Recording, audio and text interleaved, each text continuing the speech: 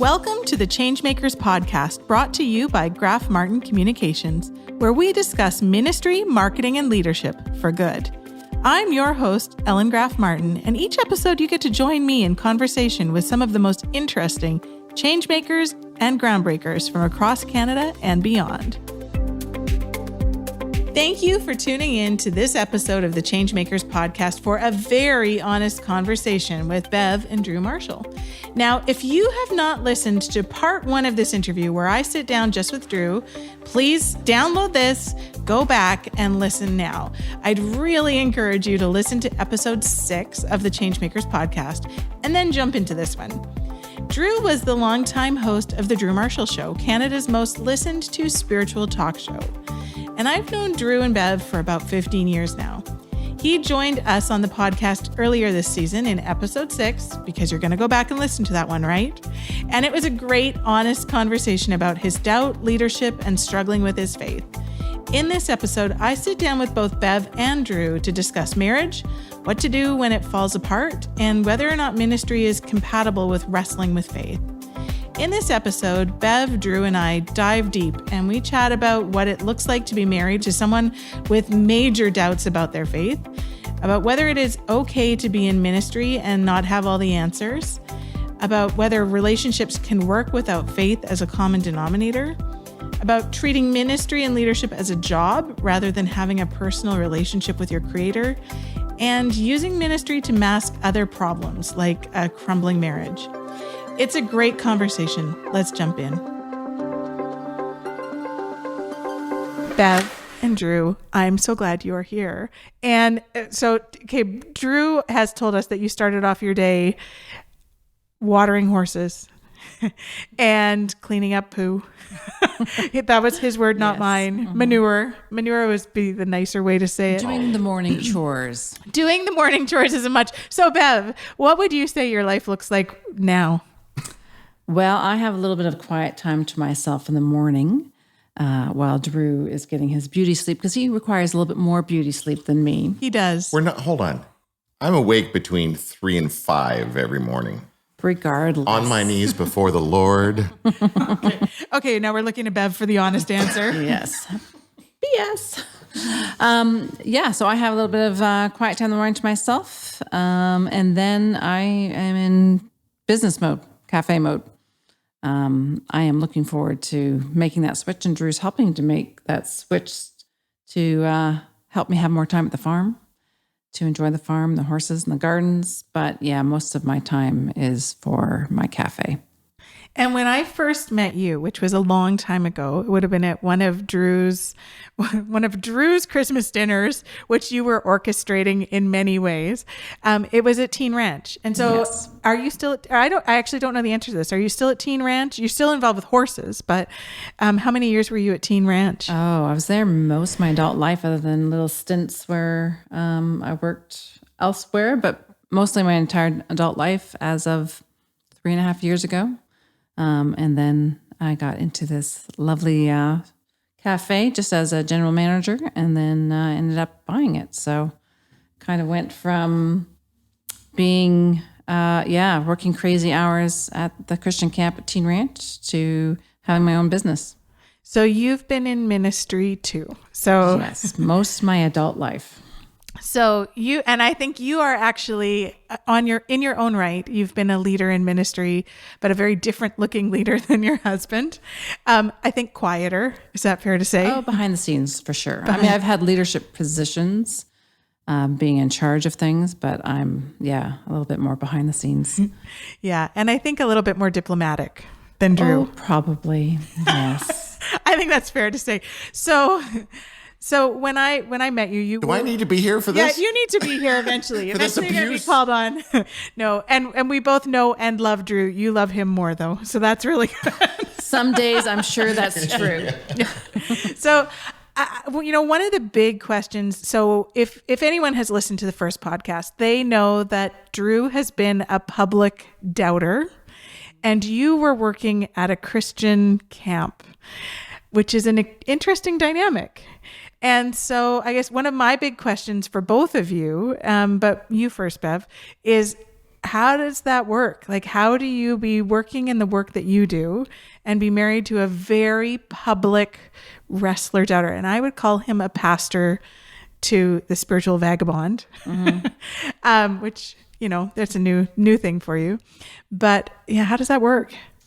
I think he kind of said it in the last podcast where there is a certain thing. Oh, that's just Drew. He's going through something right now. I thought it would be a fairly short phase.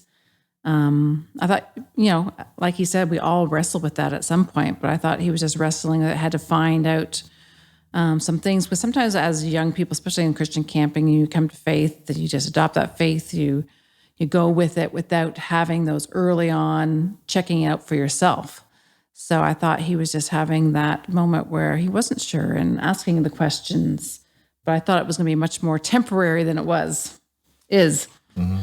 Like a crisis of faith. Yeah. And then you come out the other side. Right. Exactly. I just thought he was, that's a good way to put it, a crisis of faith.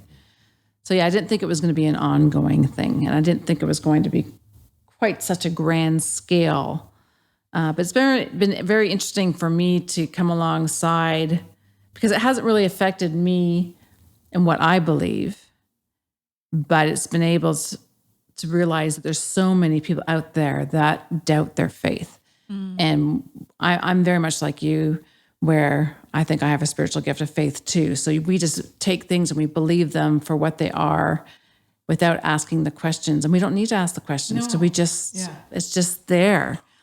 Where so many other people don't have that. So as you get older and you maybe come out of your, how did you say it? Cocoon? Well, not even cocoon, but your whatever religious tribe that you've grown up, whether it's a church or a camp or evangelical or whatever it is, they form your opinions. So when you start looking outside of that and talking to the bigger family and seeing what they believe, you think, oh, okay, well, there's more questions. So I think Drew was ahead of his time, even more than me, as far as asking the questions and not believing things just for the sake of believing them because of the tribe that we were brought up in. Mm-hmm. And yours, would you still call yourself part of the tribe or of the family? Yeah, I'm not near as involved as I was. And I think part of your identity when you're in Christian camping and working in ministry, it becomes part of your identity as opposed to your relationship with the Creator. So I think, and I think people who have a strong faith too can sometimes let go of that strong relationship one-on-one because the faith is there, as opposed to doing it in and out and orchestrating it through your job or whatever it is. I guess kind of even like pastors, it's a job. Sometimes when you're in ministry and it's a job, it's very easy to blur those lines a little bit. Oh, that's really good. That is really good. You married a smart woman, Drew. And that is really great insight, because I do think, and so I think what you just said, I have to remember exactly, I don't want to misquote you, is that sometimes when it's your job, it can be about the job, except for your and not your relationship with the Creator. And that's a trap. And I've seen it. I've experienced it myself, so I've been working as a professional Christian. I do that in air quotes because I don't think you can be a professional Christian really, because it's your relationship with the Creator that becomes your career. And so that is something that I want to think about and I want to talk about a little bit. So what does that look like as your husband wrestles? So Drew, you've seen a lot of people who this is their job. And I mean, this is, so for people who are listening, this is them too. But are we not all sick and tired of hearing ridiculous stories about spiritual leaders tanking, like the rest of us tank, but it becomes a public thing because of the hypocrisy associated with it? Are all sick and tired of hearing that? So stop, step down, get out of it, you moron. Grow a pair. And we might say it differently, Bev and I. No, because this is what I'm saying. This is how it happens. The job description becomes a way more important thing than the actual spiritual growth that the job description is about. Yeah. Yeah. And so it's interesting because I had Allison Alley on the podcast. She's the new CEO and president at Compassion. And she was talking about one of her guiding principles. The first one is rooted. And that's about that her relationship with God actually has to be rooted before any of the other stuff happens. So like that is a huge intention for her. And I'll tell you that I don't know too many. I do know a lot of leaders who are very rooted. But I would also say I don't hear them articulate that very often. Like, so if I had a young leader that was near me, what would I say? Because people always come asking, how do I grow my platform? They don't come and ask. And so these are big questions for you guys too. What's their platform? What does platform? that mean? How do I become famous? Tell me how I get to that? I get asked that all the time. So about how do I grow my platform? But very few people come and say, how do I become more rooted? And like, how do I actually grow deeper instead of wider? I know this blows his mind. I'm a Christian marketer. And so I think that they think like that's my job, is to make people famous. But the reality is that our job, for me as a Christian marketer is Hold on. This is the antithesis of Jesus. Even people who are ignorant about Jesus know that Jesus had something to do with, if you want to be a big deal, get small. Yep. It's true, says the man who had 200,000 people listen to his show. So but people want that. People want the 200,000. But I think the only we talked about this already. The only reason that grew was because I wasn't an answer man. Was because I wasn't a leader. It was because I was a knucklehead, going, what? Yeah. This is the thing. I'm sorry, I've just hijacked this, but it angers me when it comes to when people accuse me of doing things on the show for ratings. Obviously, I want to make it an entertaining show, but I never knew if numbers grew or tanked. I didn't know those numbers ever. I was just told an average. This is what you listen or whatever, or how many people listen. It blows my mind that people would come to you and say, in my ministry, how do I become famous? Yeah. And they would say it in different ways. And I mean, the reality is I want great organizations to be known because they're doing incredible things and it can expand the impact that they have. To be known. That is different. Yeah. But I think that there's a weird culture, and I think it's shifting. But I mean, I've been doing this for long enough now that I've seen a lot of trends also. So I started in my career at the height of the Prayer of Jabez and Left Behind series. So this is when, so things have changed dramatically since then. But okay, so we lost Drew. So I want to ask Bev a question again. So Drew comes home and says, I'm going to go temporarily blind. How do you respond to that? Oh, great, honey. No, I mean, obviously, whenever Drew decides to do one of these things, it's his thing. So I've always been very busy with what I do, and then his thing has been his thing. Sometimes the crossover effect of him doing his thing really affects my life in a lot of ways, as being blind might affect someone else's life, living in a home and going places and driving. Even, him giving up his phone and now truck. Because he needs yours. He's not using one. He still needs yours. Did you make that list? I said, no, you've been on my phone calling people. I haven't been able to make the list. So that's just part of the partnership, but that has been our lives. So that's nothing new to me. But I just like to say, I think Drew's charisma comes in his authenticity. Mm-hmm. Like even when we were in Australia, we went there to help someone else with a camp. We didn't go there for him to pastor. And based on our life experience and being in the camping ministry, Drew had done some Bible college courses, looking to get a job. He got offered a pastoring job. And that job, I don't even know what the numbers were, but the evening service, which is the youth service, grew. The young adult, the beach crowd. Everybody who has a pulse is on the beach during the day. then they go to church at night. Okay. They don't do Sunday morning church because life's too short. You want to be on the beach. Yeah, for sure. So that service grew in leaps and bounds and packed out from, a handful of people over the first couple of years we were there. And I think that was because he was different, because he wasn't saying he was all that and a bag of chips. The 80s call, they want their saying back. He was authentic in his struggles and his beliefs and how he would read, have a sermon on something. He goes, what do you think? I really thought, So it was so new and refreshing to the congregation that people were coming out of the woodwork.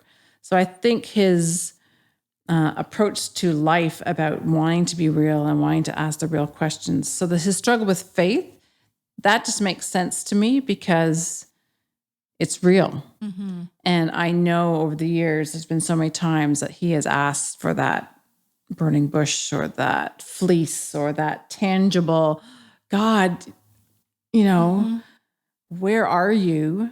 And because he hasn't seen that tangible fleece, physical evidence, he's had to struggle. Where I have seen for the time we were in Australia, the way God used him to work through so many lives. And there you could have 20 people that would say, oh, God used Drew in this way, and this way, and this way, and tell you tangible, hands-on things that where God had used him. But he can dismiss that because that's just other people saying it wasn't real for him. So I think it's really, I think there's going to be a time where he's going to get what he wants. And I don't know how God's going to answer that. And maybe that's on the other side of this lifetime.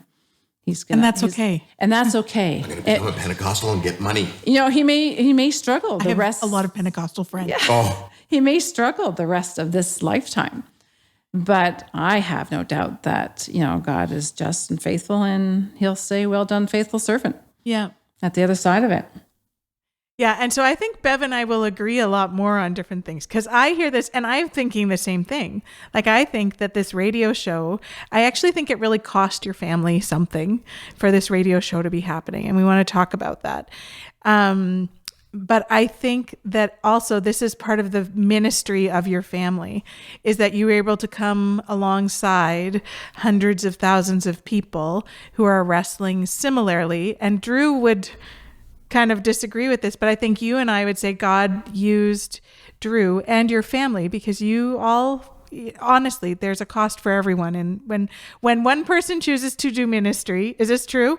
When one person chooses to do ministry, whether they call it ministry or not, because I don't think Drew ever called it ministry, but I am, there's a cost for the family. Is that right? Sure. Yeah, for sure. Our kids are adults now, and our son has a family of their own. So even, hearing their take on our lives growing up, and we thought we did a really good job, didn't we, hon? Missed that one. There's a few things we missed in there. But yeah, it's interesting as adults, are just starting to have these conversations of their skew on how the whole God thing. I mean, not many families pack up and go to Australia for 5 years to do ministry. And, with the Christian camping, summers was camp. So they've had an extraordinary life. They've been able to do some really cool things. But you're right, it has impacted our family in a big way. Some really great things, some not so great things. And so I think it was probably the first time I physically met Drew was probably at the Christmas party. I remember driving through a snowstorm to Teen Ranch. That's right. And having Bev there. This is probably the first time I met you as a couple. And you guys worked great together. Like, it was cool to see. It was a really good event. One time Drew smoked us out. He didn't open the flue. Okay, hold on a second. Don't wreck a good story with facts. The flue was jammed and I didn't know it. I lit the fire, smoked out the dining hall. All the guests were choking. Yeah. I think you threw it through the screen. I did throw a burning log. You did, actually. Burning log through the screen. So it was exciting. You guys have had an exciting marriage. And then one of the hardest calls that I have had from Drew was when he phoned and said that your marriage was no longer. You're in the room together, so there is obviously a bigger story of this. But how does the cost of ministry get you to that point? I think, in the name of God and other people in the name of whatever, whether it's financial success or whatever it is, you make excuses for being busy and working. And I think when you're working for God, you can give yourself that pat on the shoulder and saying, well, all these hours, it's not for me, it's for God. And I think in Christian ministry, I mean, you have workers and you have non-workers. And if you happen to be one of those that are the workers, you just keep working till you either burn yourself out or, you hear about, a lot of times people being burnt out. So I think I am naturally that worker. I don't like to say no to anybody, so I take things on. And I think as our marriage got worse and sometimes, I just naturally poured my heart into what I was already doing, which was working. So For the Lord. For the Lord. And for, ministry that I loved, I still love. And it was easy to do that because it was something that I love to do. And you do say, oh, it's for God. So it's, there's less guilt involved. Yeah. And you can justify it a whole lot more when you can say, this is just what needs to be done because this is what God's doing. And when you have that gift of faith, it's easy to believe that it's good. Yeah, I get it. I get you, Bev. And that communicated to me, actually, her pouring herself into ministry or work. As you're wrestling. So she's pouring herself into ministry, into what God's doing. I'm wrestling. You're wrestling. I'm a wrestler. I'm a full-time wrestler. That just sounded weird, in didn't more it? clothes. Yes. Than, yeah. Not quite in shape, but... and so I'm really lonely in my wrestling, and the only person I have ever cared about is the person I'm with, and that's been Bev. But I showed how do I say this? I communicated my desire for connection like this. Why aren't you connecting with me? And that doesn't really help her want to lean in towards me. No. Right? No. So what did she do? She poured herself into ministry and into work and for the Lord. And we just went totally different ways. And because I felt rejected. Yep. And she felt belittled and not worthy of she thought she could do nothing right in this relationship because I was just so aggressive in my where are you? I need you kind of horrible communication efforts. And I think I'm fairly confident when I say I'm guessing that you are not unique in this. So that when what you describe is actually not unique, because one of the things you said in our last podcast was, for people who are in ministry and you know you're wrestling, you should be getting out, you need to just, so you said it a very sexist way, yes. But you said you need to stand up and you need to be strong and say, I need to step out, make a courageous choice. I would say, you said it a different way. I would say, make a courageous choice, be who you are and step out, have the wisdom to step out when it's time. But when you've got a spouse who's wrestling and you're disconnected, and maybe this is where your identity is, because that can also happen in ministry, is that your identity becomes your ministry. And this is what you were saying before about I'm a pastor. Oh, so you don't work at the post office? No, I'm a pastor. Yeah. Well, how hard is it to give up that name tag? Well, and it depends on where you live in Canada. It might be easier than some places than other. Yeah. But and also in changing times, it might be harder to call yourself sometimes a pastor than that. Yeah. But well, hold on. But there's another angle to this, Ellen, and it's as you guys have been talking, I've been thinking.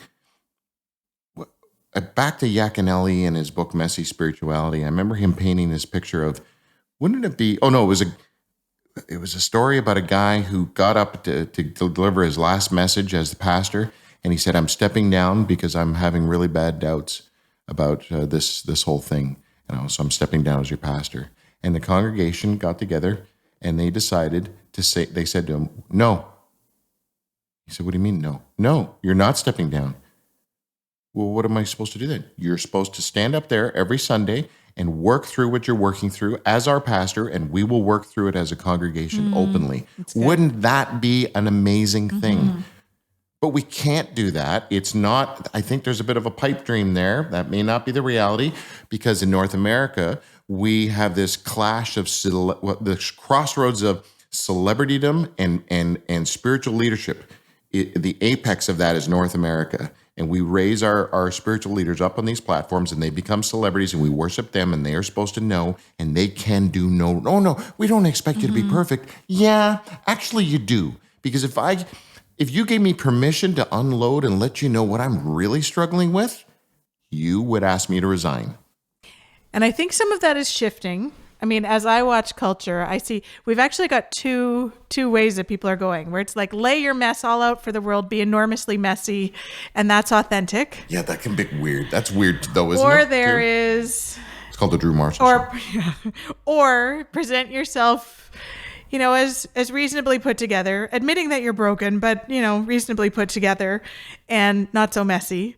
And so it sounds in a way like there was kind of like those two extremes in a marriage. Is that fair to say? Like, yeah, it's interesting that there's these extremes. Like you were on the hyper end of messy and you probably were, like, oh, it's all good. It's all good. Have a cup of coffee. Well, I don't know if it was all good though. So here's the thing. Was it all good? No, but me being a 9, get back to talking about personality types. Enneagram 9, peacemaker. 9, I'm a peacemaker. So I just want to keep everything at home for me to be able to cope with being at home, make it as peaceful as possible. And blessed are the peacemakers. So well, there you go. Yeah. So he makes a joke about me asking if he wants a cup of coffee. Yes, I want to throw the cup of coffee at him, but I'm nice and I just say, I'm having a cup of coffee. Would you like one? And pretend like everything's all good because that's what I did in our home. So how do you get, and I ask this because my husband and I we're in a season where we've had friends who their marriages are falling apart. And you find out after it all breaks apart. So my big question and Dan's big question, this actually rattles us every time it happens. How did we not know? Okay, how did we not know? Why Number didn't they one. tell us? Why didn't they tell us? And what do we do now? Like, how do we help? Because Dan and I are both helpers. Like, how do we help? And there's actually someone in our life right now that, I'm like, do I reach out to them? What do I do? Dan's like, no. Don't do it. Sorry, does he sound like Casper the Ghost? What was that? No. He's just like, I know my wife, and if she gets an idea, she'll just move forward on it, But I guess, so here's the big question. So you're in ministry, and sometimes that's actually just even hard to tell people we are struggling, and this is a mess, and we don't know what to do. So, and I'm guessing that there are people who are listening that their marriage sucks right now, and they don't know what to do, and I don't know that they're able to wrestle in a safe place with this. So like, give me advice if this is happening, because we keep saying, are we the common denominator? And I don't think we are. However, we don't want this to happen. This is one of those things, you see a partnership that you're like, man, they need each other. Like, you guys need each other. So. Oh, I don't know. I think there's a bunch of things. On, she said, you need each other. You went, I don't know. Well, I was convinced that we didn't, though. I got to the point. Well, you don't need me. Well, this is like 29 years into our marriage, right? So we weren't newbies at this. I had convinced myself. And for me, I was hitting the big 5-0. I'm thinking, what does my life look like for the next 10, 20, 30 years? Who knows what I'll have left? So there is a reckoning when you go, wow, you look back. What have I done? My kids are growing. What do I see for myself? And I was desperately unhappy at home. We had tried marriage counseling things over the years, but I had myself so convinced that I was never going to make Drew happy. And we were two totally different people that there was no common denominator. And I think for us, the separation that we did when I decided to call it off, I mean, his reaction. That's a big deal for a 9. Well, it was huge. But that's what 9s do. They have those definitive, maybe once or twice in their life, moments where it's boom. Here's the decision. Sorry about your sound level as I hit the desk. Yeah, so I just went, okay, this is it. So, but in hindsight, that's what Drew needed to take a big look inward.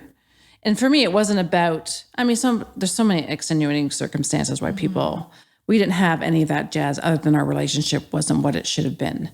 So there was no extra circumstances other than we were both not happy. It wasn't getting any better. We were living separate lives for a few years before we actually separated. Kids out of the house. Yeah. Yeah. So, but what's your name again? Ellen. Ellen's question was, what advice do you give to her and Dan as you got all these couples, and there's three great questions. How did we not know? Why didn't they talk to us about it? And what do we do now? Like, what do you say to the helpers out there that have people who are around them whose marriages are tanking? What do you say to those people? When they're tanking, it's almost already too late. I guess it's dependent if they're open to, if their mind is made up that it's over. I think it's different than, oh, this isn't working well, what can we do? So there's two totally different mindsets. But it did take looking inward to both of us, especially to come back together. Because to me, it wasn't about somebody else or something that I wanted for the future. I just knew that I wasn't happy and it wasn't working. And to continue in that did not make any sense for me. So I needed the break to even figure out who I was. Let me because you guys were married young. Very young, and had Josh right away. I knocked her up. Yeah. Yeah. So Did we not say that either? You're fine. You're fine. So yeah, our circumstances aren't the typical come together circumstances. Everything was bliss in the beginning. We've struggled. They're actually not atypical. Okay, we struggled from the very beginning. Yeah. And we've struggled well, and we've had bouts where we've, tried to figure out what to do, and it's good for a while, and then it's not good for a while. So why don't people tell you in advance? Like, oh, come on. It's so embarrassing. And then if you're in the tribe, the Jesus tribe, dude, that's embarrassment times 20 or whatever. I don't know, use a bigger number. It's embarrassing. Failure. We hold marriage up in the Jesus scene really stinking high. Mm-hmm. And it's not as you've said this numerous times in these conversations. Times are a-changing, right? It's not quite as wacky as it used to be. And divorce is, being talked about a lot more and looked at. But the bigger question for me in your question is actually, why don't we ask the questions? Yeah. People are not question askers. And we don't even worse, want the answer. We don't want the answer, but you know why? And that may be a good thing, because I think at the bottom of all of this is we are horrible listeners. This is why with my show, I wanted it to be 16 years of me asking people questions. My role model for talk show stuff was Johnny Carson. Johnny Carson would have the odd goofball bit that made people laugh, but then everything else was about the guest. So am I hearing you say, if you want people to tell you, ask. Be a better listener? Yes, start. We all need to be better listeners, all of us. And I think one of the things you talked about in our first podcast is this certainty, this myth of certainty. And I wonder if part of the reason why we're not good at being askers is because we don't know if we'll have the answer when the person tells us. So good. That's the subliminal message we get from the evangelical Christian tribe is you got to have the answer. Mm-hmm. You got to have it. It is a culture of answers, as opposed to Judaism, which is a culture of askers. So can you be a Christian? And I'm going to ask Bev, because I think she and I agree maybe on this. Can you be a Christian and not be a certaintist? Like, you can know some things no, Drew wouldn't say this. I feel like I can know some things for sure because I feel like it resonates with I know it. But can you be a Christian and not know all the answers? Like, can you be in ministry? Maybe. I think you can be a Christian, but can you be in ministry and not know all the answers? I think you have to be, because then you're not real. And I think this younger generation, if you pretend to know all the answers, and if you're not vulnerable, they sniff it out, and you're not authentic, you're not worthy of even being listened to. So I think there's a lot of times we don't know the answers. And I think we're in a new season of needing to wrestle with that, of what does it look like to be authentic and not know all the answers, and also not be kind of a jerk. Or, like it's okay to not have all the answers and to say, hey, and so we've talked about Bruxy quite a bit, but I think that's actually one of the gifts he gives, is that he's very good at like wrestling through things and saying it's okay to not have all the answers. And that this is actually, because we go to the meeting house. And so he has a lot of times that the best way to have a spiritual conversation is to listen and then to not believe you need all the answers. And so I like, maybe I'm just parroting Bruxy subliminally, but Isn't there a in copyright saying that infringement here? there could be, but I think that's part of it. And so I think in marriage, like, I think if we are honest, in marriage, none of us actually have it all together. And we feel like probably there's a secret key that we should have learned along the way, or that by the number of years of experience, we should have more answers, but we don't even have the answers for our own marriage. So how do we give them to somebody else about their marriage? And that goes right into my other thought on this, which is we don't ask, because when they share, it's not that we don't have the answers. It's that we don't have the capacity to wear or take on what they're sharing. So let's say your friends share with you, we are considering divorcing. We're considering breaking up. Soon as you hear that, subconsciously, I think so many people go, oh my goodness, la, la, la, la, la, la, la. I cannot take anything else on in life. I like you guys. I want to be pals. We want to go bowling every Friday night with the youth group. I don't know. That's fine. But man, my husband and I are barely dealing with it. And then his mother is having this problem, and we got a health thing over here, and our own kid is, I just, no.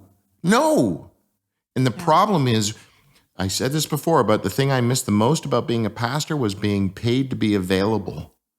And we have busied ourselves so much that we do not have room for those we love. Unless those we love, their lives are going peachy, or we only see each other socially or occasionally or on the surface. We don't have time for other people's mess. Yeah, and I think that's totally true. And I think also, so either we don't have the time and capacity for it, emotional time, physical time, everything. We don't have that, or we go in ministry. Our job is to fix it. Or we go, exactly, yeah. So we either go into like, I don't have capacity for this, or we go into fix it mode. And instead of saying, fix it, Jesus, we say, Jesus, how do you want me to fix it? To be really honest. And I think that in ministry, that can be a bit of a trap. And I know that for me, I can have days where I feel like my whole job is to put out fires. And I forget, and someone has just challenged me about this recently, like, who is at the center? Is it me at the center, or is it God at the center? And, with my child, do I think that actually I put myself in the center of all of her life and that God is part of this? Or is it actually God is at the center of it? I'm in the periphery, and I just get to be part of her journey as she walks toward God. And I think that can be part of, honestly, a trap in ministry, is that we think that our job is at the center to be the fixer for Jesus. Is that fair? Yeah, I think in a lot of relationships, we get so busy doing the day-to-day. And Drew and I have definitely had to do this the second go around, is just extend so much more grace to each other. Because I don't know what he thought, but I thought the second time was going to be so much better, and a new understanding, and we've got new revelations about each other. You guys are more perfect. We're definitely more perfect, but the same triggers are there. And you add on to that, we're in our 50s now, and we forget things, and we don't hear so well anymore. And muscle relaxes. Didn't you hear that? Or, there's just so many other things to add to it that we just have to constantly keep reminding ourselves to, it's okay. It's all right. Offer each other a little bit more slack, and not to get bugged about little things that are insignificant. I love the lead up of that. No, hold on. A lot of words are coming. Because, okay, look, there's the dude who's got 4 kids, and the only job he can get is at the factory working midnight shifts, and he's doing it. And then he has to, in order for things to, he picks up another part-time job or something. Man, hats off to that guy, right? He's not sitting there watching Oprah going, just do what you love and the money will follow. what a load of crap. He's putting the money on the table. He's just putting in the hard yards. I'm getting Don Cherry on things here, but you know what I mean? Yeah. I have so much admiration for that. Because, imagine him listening to me going, no, you just need to slow down, right? Just create space for people and, maybe twiddle your thumbs in the corner and wait for somebody's life to fall apart and then you can be available. Wouldn't that be oh my goodness. He barely has time to sleep, let alone spend time with his kids and et cetera, et cetera. So there's that. But then in the Jesus scene with the Jesus people, I wonder if we should, I just said we. I wonder if we You've should. said it a few times today. Oh, stop it's it. my influence.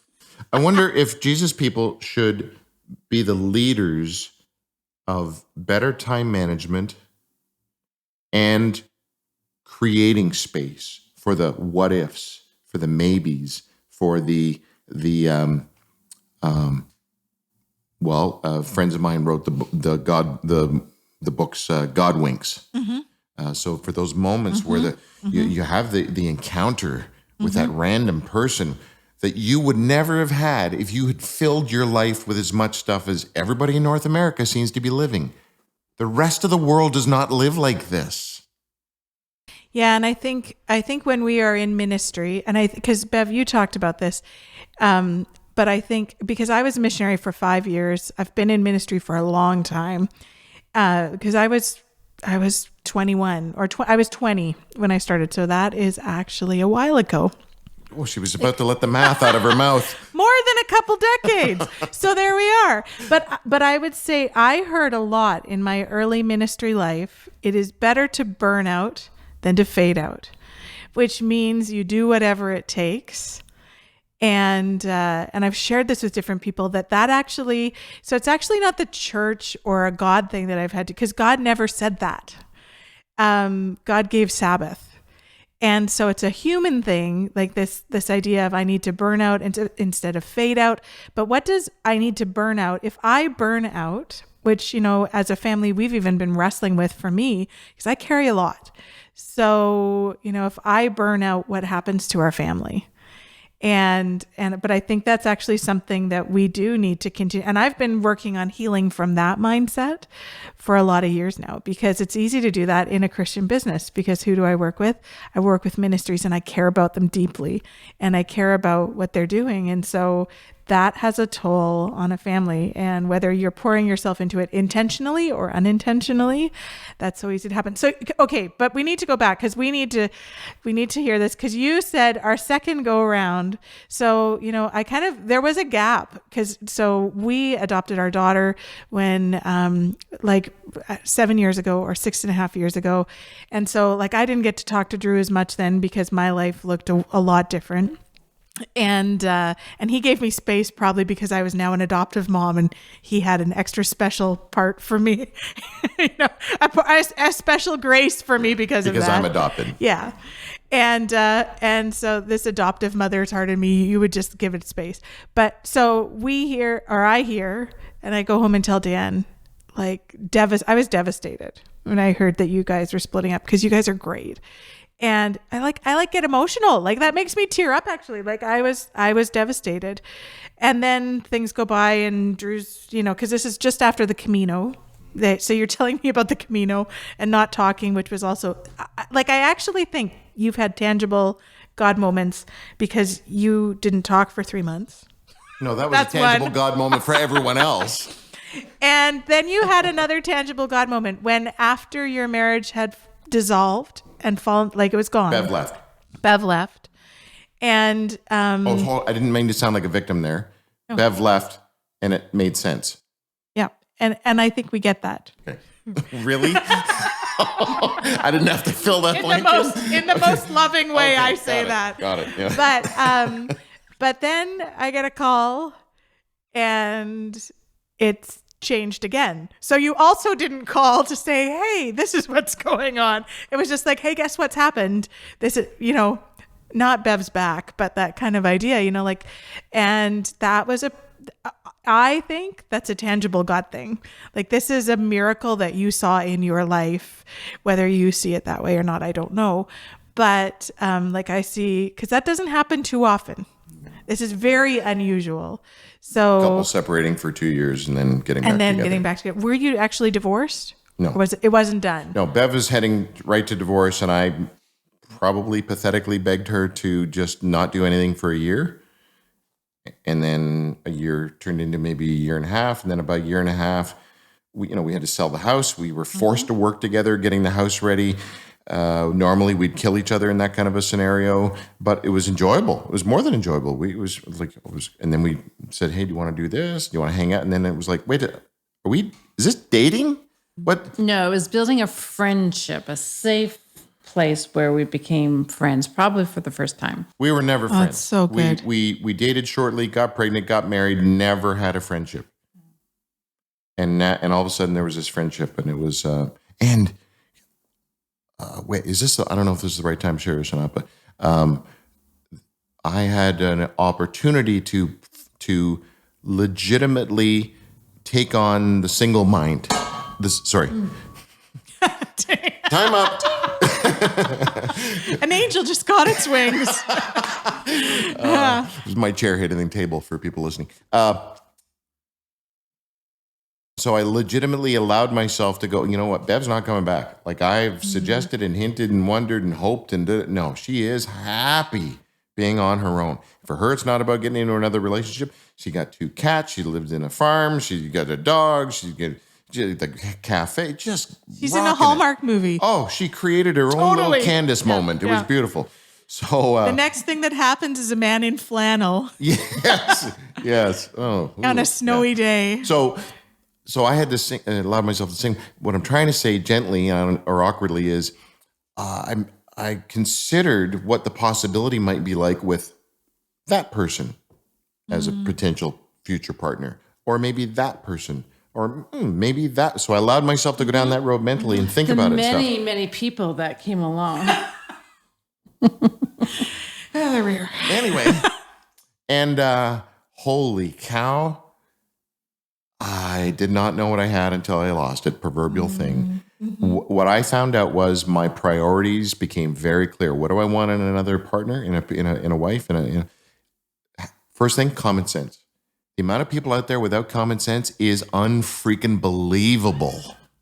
Bev's got it in spades, to the point where she's a little too common sensey and not enough. Hey, let's snuggle on the couch. You know what I'm saying? Okay. Second one is no drama. Third one, no games. Bev doesn't know how to spell drama, and she just doesn't do games. Just so good. And that stuff is out there in spades. Dopey people loving drama and needing to play a game somehow. Whew. Duck that one. That's so good. And you guys, now, how long have you been back together again? In a while. No, it hasn't been. It's been 3/4 of a year. Well, we rededicated, because we never officially divorced, so we rededicated our vows in March. Okay. On a deserted island off the coast of Mexico. Very romantic. Just palm trees and sand, me on my knee with a ring that she returned. If he had learned anything over these years, he should have known not to pick out a ring without me. Got it from Costco. They take everything back. We tried. So, and I guess one of the things that in this, so I think there would be people who would say the reason we broke up, and you would hear this in Christian circles, is that we were spiritually incompatible. And I like, there would have been people That's a phrase? Oh, yeah. Have you heard it? So again, that's an oxymoron. So there would be people who would say, well, Bev, you have a deep faith. You've, stayed true to this. He's over here somewhere. We're not sure where he is. Why does it always come back to me? And so, they could have, people actually could have said it makes sense, but I think that, and they did. Yeah, did they? Sure. So I guess one of the other pieces is, can you be, you can actually be in relationship with someone, because you were before and now you are again with someone who you actually have a very different spiritual experience in Christian, especially specifically in Christianity, than each other. Like, you actually can be compatible not necessarily, I'm doing air quotes, spiritually compatible. Is that fair?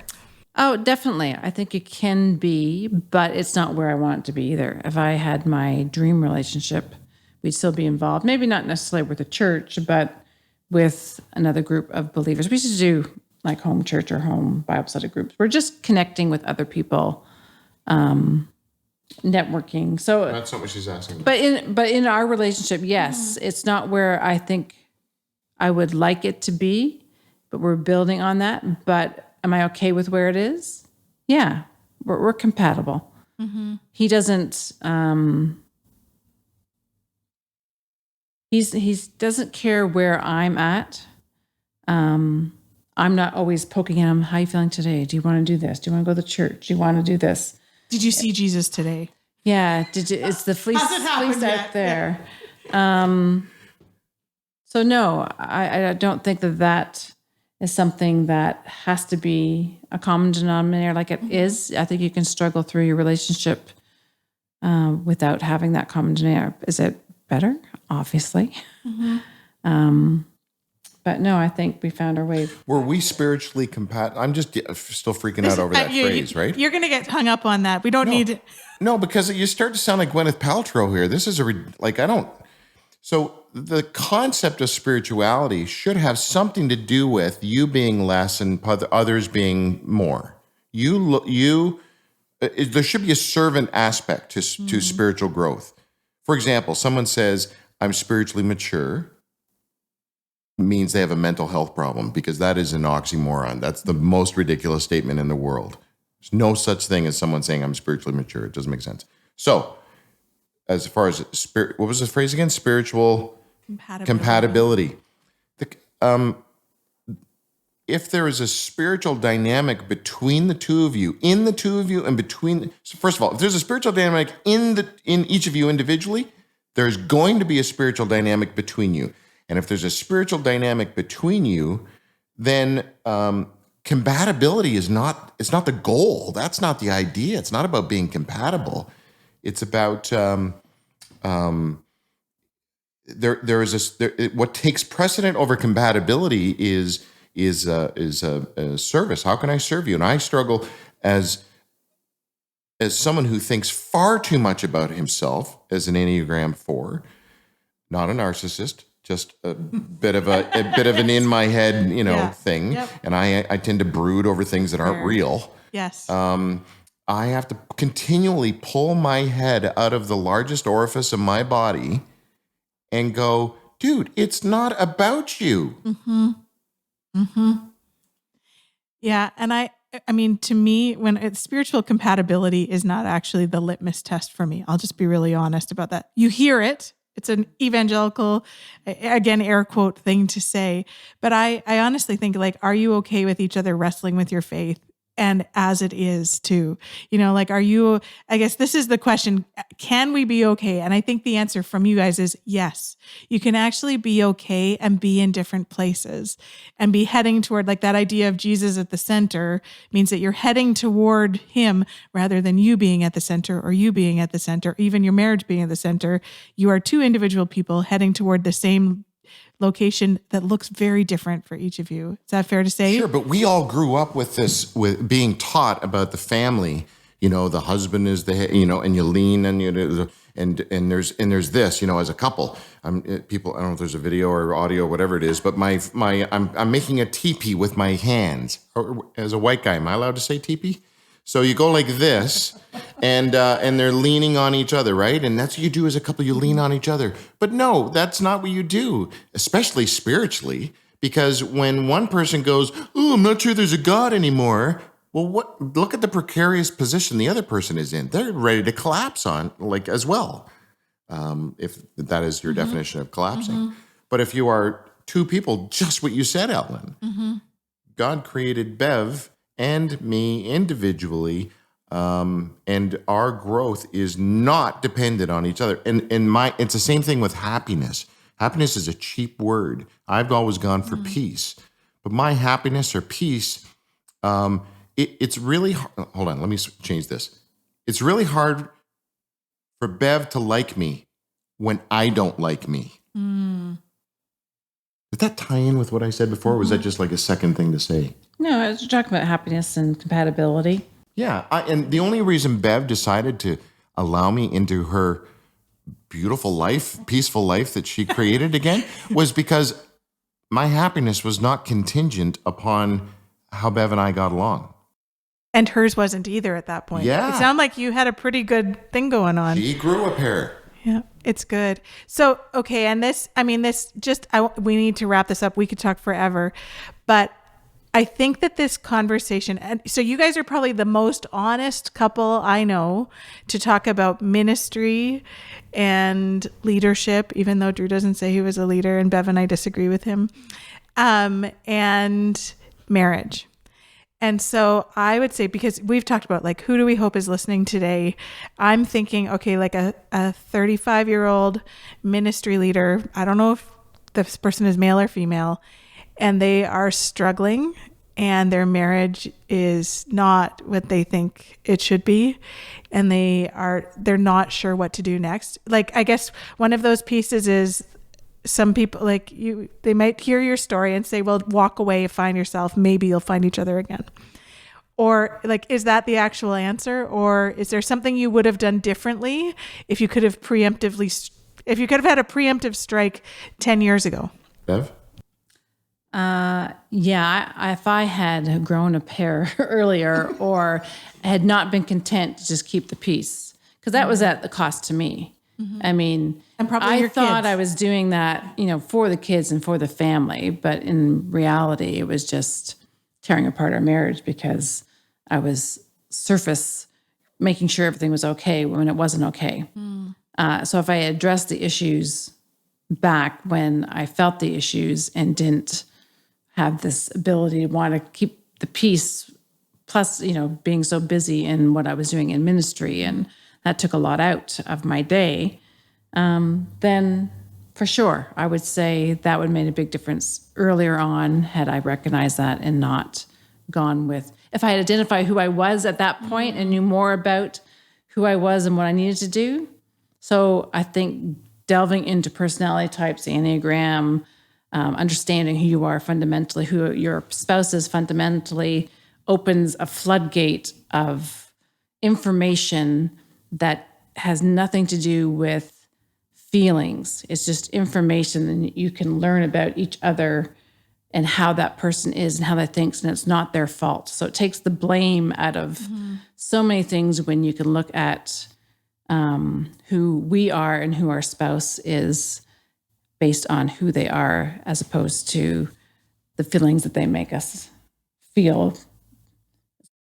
Which is not easy when your spouse is wrestling very publicly and very loudly with identity. Because that's really what the past 16 years were about, were you wrestling with identity. It's actually, I think it's less about the identity of God and your identity has been the wrestle. And so then Bev is, how much space is there to wrestle with that? But yeah, you saying, I need to figure this out as well would have potentially been a really healthy thing. We did a series with Dr. Sue Johnson, who is the Hold Me Tight author and a world-renowned psychotherapist, psychologist. She's like a marriage shrink. Guru. Yeah, that's it. And she talks about relationships being a dance. She says dance because she's British, but relationship being a dance. And in order to fix the dance, you actually have to change the music, not the dance. That, to me, there was so much profundity in that and so many layers of pulling that apart that we had to dive into what that whole thing meant with Dr. Sue. We have this whole video series. And those episodes are still available online. So we'll link to them in the show notes. They're on at drewmarshall.ca. There you go. I'm not at drewmarshall.ca anymore, but those videos are there.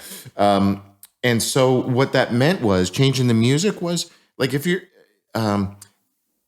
are Bev's dancing a country swing and I'm doing the polka, which you probably are, and we go, wait a second, we're not doing a good dance here. Let's turn up the music. No, not turn up the music.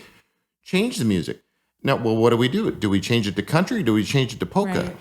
So there's all these intricacies there, and what I'm actually talking about is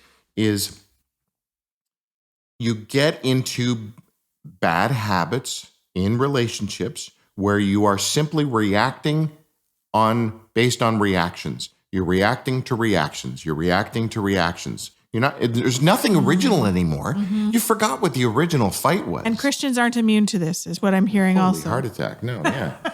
So all I can say is from my journey was I had to go, oh, hold on a second. I rediscovered the gifts, the thing I love about her. I rediscovered them and went, I don't want to lose her. So dude, what do you need to do? Would you rather sit in an empty house that's nice and tidy and clean all the time because it's only you living there? Or would you rather live in maybe a bit of a mess and a bit of chaos because Bev's got 19 jobs going and she's doing this and she's doing that and blah, blah, blah, blah. But she's there. She's in the house with you. Yeah. Which do you really want? And in order for me to do that, I had to take the story off of what is. So there's what is, right? Just the facts, ma'am. There was an old TV show. Just give me the facts, ma'am, like the FBI guy. And then we put story on top of everything. So I started to pull back story. And the story for me was, dude, no one on this planet plays victim better than me. Unbelievable. And I played it so well that I got Bev to believe that she could never be part of my happiness. That's how well I played the role of victim. I'm not sure if that had any hope or answer for anybody. But I think part of what you've done in this season as you rebuild is you've also stepped back. Like I've heard you say that yeah. So Bev, you've stepped back from that ministry that you were pouring yourself into. Then the danger is pouring yourself into something else, right? But, and I know that because I am that person. And so I put my hand up there, but I think what I've also heard you say is that you've stepped back. And so, so we've talked about this a lot of times. We don't need to go back over it again, but because people just need to listen to the podcast and maybe rewind it if you've missed this, but, that it can be really hard to do that in ministry when your identity is tied up in ministry. So identity is, I'm hearing a lot about identity and taking that step back. I don't know, because Drew does everything extreme. I don't know if everyone will give up their phone and their everything and then just go do barn chores. Do barn chores. Oh, sorry, do barn chores. But I think that actually is a huge piece of it. So I'm so glad that we've had this conversation, enormously candid, which is great. Drew's a little less candid when Bev is involved, which is also great for me to see. So if you wanted the super uncensored uncut version, go back to the first podcast with Drew. But thanks for being here. I'm so glad you were here today. Thanks for doing this. This is important stuff, Ellen. There's very few people that are doing what you're doing the way you're doing it. Thanks for not soaking this whole conversation with candy floss and rainbow farts. Next time, we will do that. On that note, we're going to wrap it up. Thanks so much for listening. We're so glad you could listen into this candid conversation.